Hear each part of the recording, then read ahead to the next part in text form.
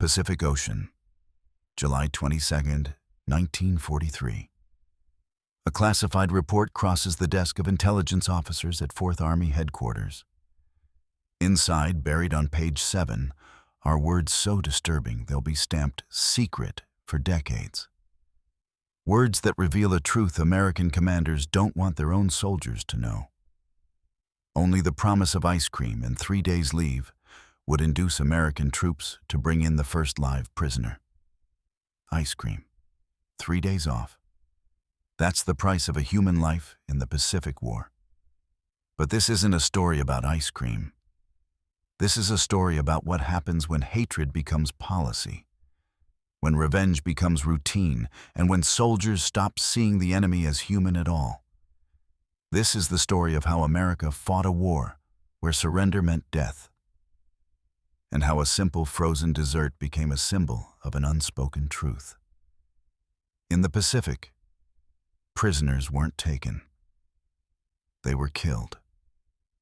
Private James Sullivan stands on the blood-soaked sand of Guadalcanal, August 1942. He's 19 years old. 3 months ago, he was working at his father's hardware store in Iowa. Now he's watching his squad leader kick a wounded Japanese soldier in the head until the man stops moving. "Don't waste a bullet," the sergeant says. "They wouldn't take you alive either." Sullivan doesn't argue. He's heard the stories. He's seen the photographs in Life magazine. He knows what happened to American prisoners after Bataan, the death march, the executions, the torture.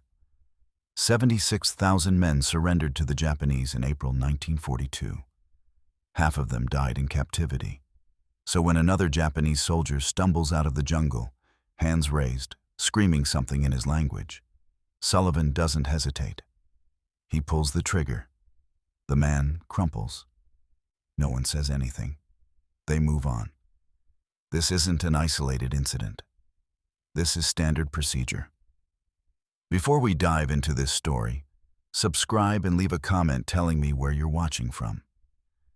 Every view helps bring more stories like this to life. Admiral Chester Nimitz knows there's a problem. By mid-1943, American forces have been island hopping across the Pacific for nearly a year, and intelligence officers are desperate for information. They need to know Japanese battle plans, troop movements, defensive positions. They need prisoners to interrogate. But soldiers aren't bringing prisoners back. The intelligence memo from July 22, 1943, lays it out in bureaucratic language that can't hide the horror. American troops in the Southwest Pacific are killing Japanese soldiers who try to surrender. Not sometimes. Regularly. Almost reflexively. The ratio tells the story. For every 100 Japanese soldiers killed in combat in late 1944, only one is taken prisoner, 1 to 100. In a normal war, that ratio would be closer to 1 to 7, maybe 1 to 10. But this isn't a normal war. British historian Niall Ferguson will later describe what the intelligence officers discovered. Only the promise of ice cream and 3-day leave would induce American troops not to kill surrendering Japanese soldiers. Think about that. American commanders have to bribe their own men with ice cream and time off just to stop them from committing what, under any other circumstance, would be called murder. But to understand why, you have to understand what the Pacific War does to the men fighting it. Sergeant Robert Leckie lands on Guadalcanal in August 1942. He's a writer, an intellectual, someone who thinks deeply about war and its consequences. Within weeks, he's unrecognizable. The jungle is a nightmare. 138-degree heat, malaria, dysentery, rats the size of cats. But worse than any of that is the nature of the fighting itself. The Japanese don't surrender. They fight until they're killed. And when they're wounded, when they appear to be helpless, they detonate grenades hidden under their bodies. taking American medics with them. They feign surrender, then open fire when soldiers lower their weapons. They booby-trap their own dead. After the first week, Lecky stops feeling sympathy. After the first month, he stops feeling much of anything at all. "You can't understand it unless you've been there," he'll write years later. "They trained us to kill. Then they sent us to an island where killing was the only thing that mattered. And after a while, you didn't need orders anymore. You just did it." This is the context American commanders are working with. Their soldiers have been conditioned, by training, by experience, by fear, to see every Japanese soldier as a threat, even when he's surrendering, especially when he's surrendering. The problem isn't just battlefield rage, it's policy. In January 1942, Emperor Hirohito approves the Senjin-kun, the Code of Battlefield Conduct. It's simple. Japanese soldiers cannot surrender. To be captured is to dishonor yourself, your family, your emperor, your entire nation. Death is preferable. Suicide is honorable. And the Japanese military makes sure its soldiers believe it. They tell them Americans torture prisoners. They show them propaganda photographs of mutilated bodies. They convince them that surrender means violation and death. So Japanese soldiers fight to the last man. At Tarawa in November 1943, only 17 of 4,700 Japanese defenders survive. At Iwo Jima in February 1945, only 200 of 21,000 are captured. At Saipan, civilians jump off cliffs rather than surrender to American forces. Mothers throw their children into the sea, then jump themselves. American soldiers watch this and draw their own conclusions. These people would rather die than be captured. So why waste time trying to capture them? But there's another factor, one that American commanders don't want to talk about, one that the intelligence memo doesn't mention, but everyone understands. Racism. American wartime propaganda is brutal. Japanese soldiers are portrayed as subhuman, monkeys, rats, vermin to be exterminated. Life magazine runs photos of American soldiers posing with Japanese skulls.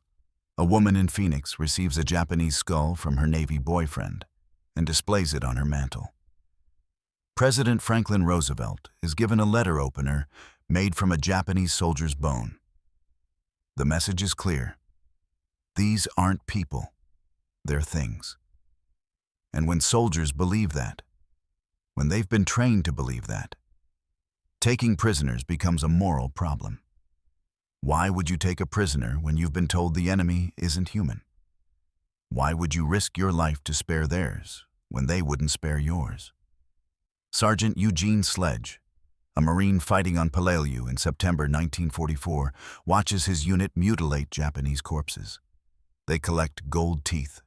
They cut off ears as trophies. They urinate on dead bodies. It was uncivilized, Sledge will write decades later.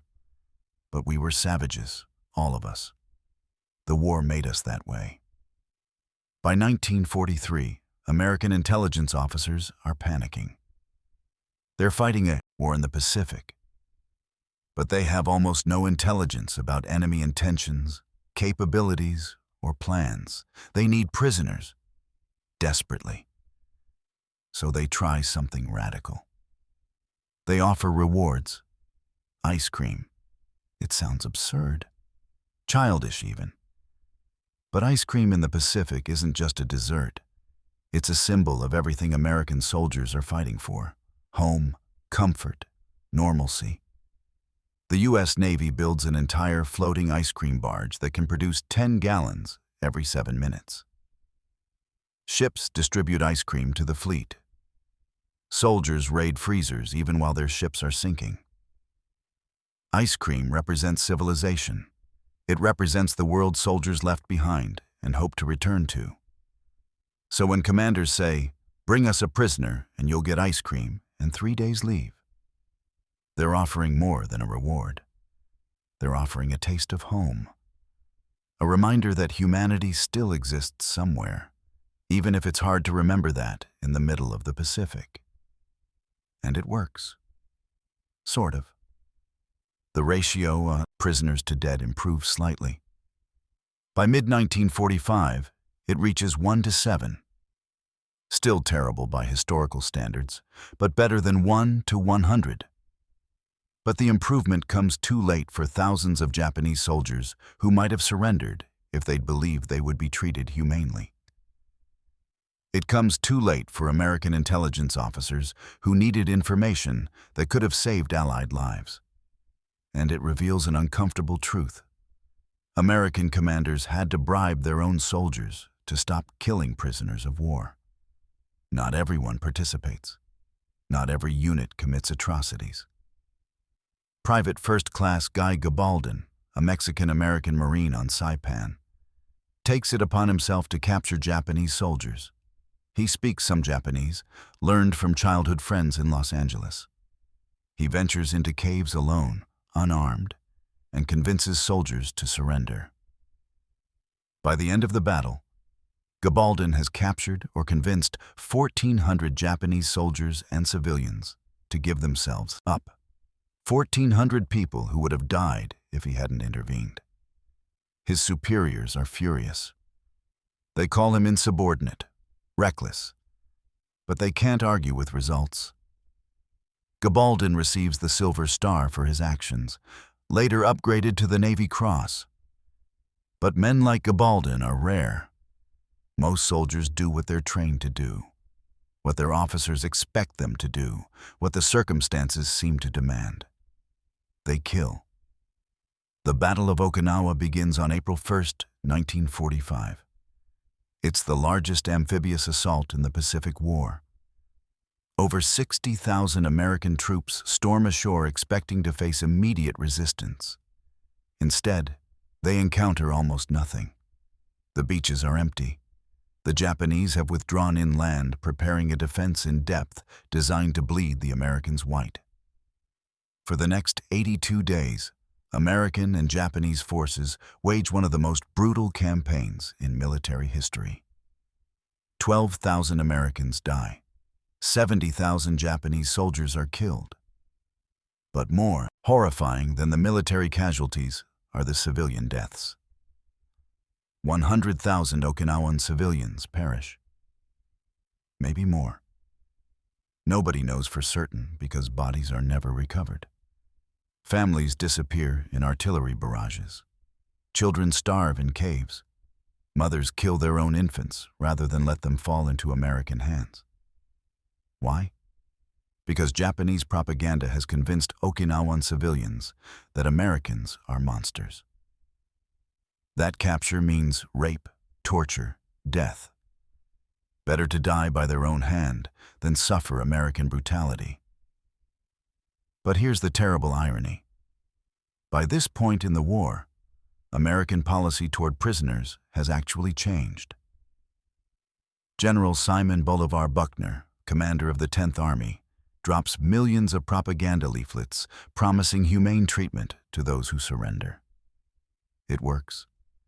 During the Battle of Okinawa, 11,250 Japanese military personnel surrender, 12% of the defending force. It's the first time in the Pacific War that thousands of Japanese soldiers lay down their arms. And when they reach American lines, they discover something shocking. They're treated humanely. They're given food, water, medical attention. They're interrogated, yes, but they're not tortured. They're not executed. One Japanese officer, captured in June 1945, later describes his experience. We were told Americans would kill us immediately. Instead, they gave us ice cream.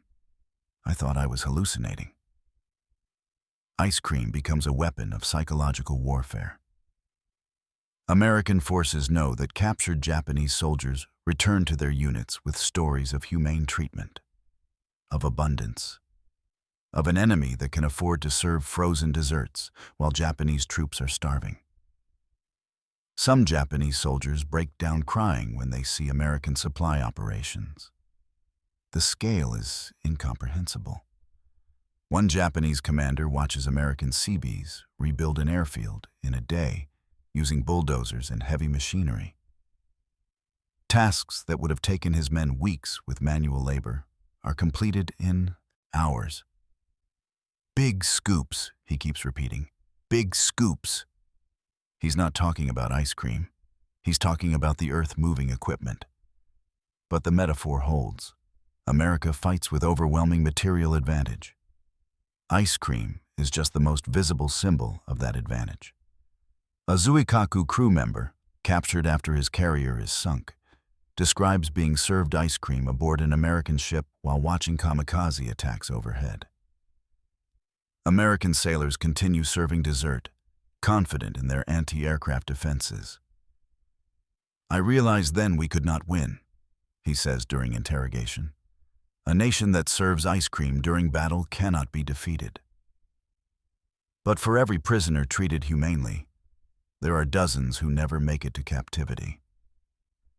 Private Lindbergh, the famous aviator flying observation missions in the Pacific, records his horror in his diary. He watches Marines execute wounded Japanese soldiers. He sees Americans remove gold teeth from corpses.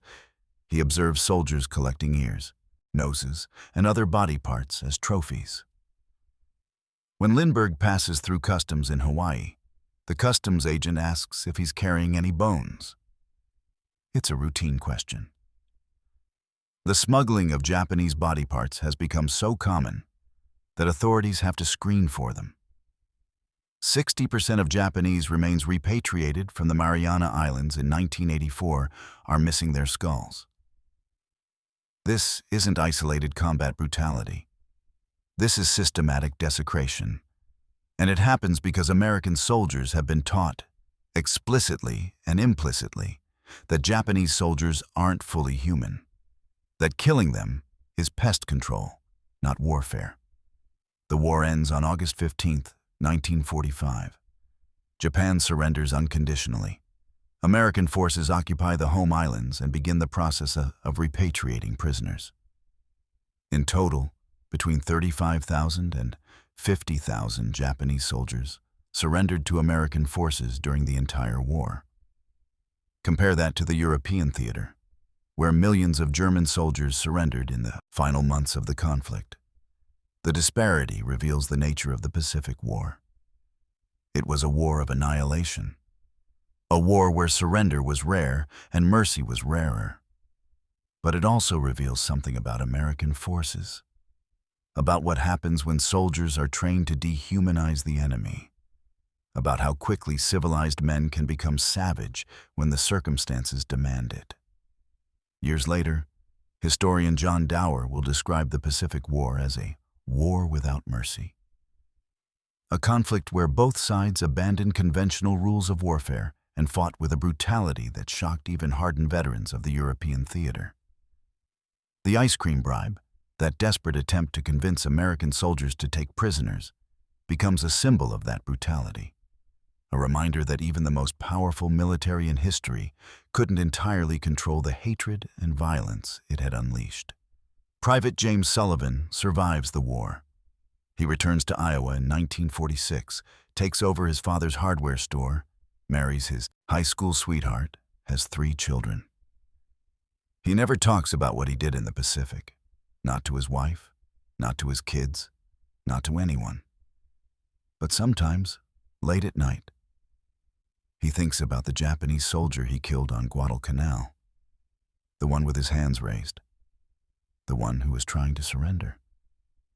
Sullivan wonders if that man had a family, if he had children who grew up without a father, if he would have provided useful intelligence that could have saved American lives. But mostly, Sullivan wonders about himself, about what kind of man he became in the jungle, about whether he could have made a different choice. He never finds an answer, and he never eats ice cream again.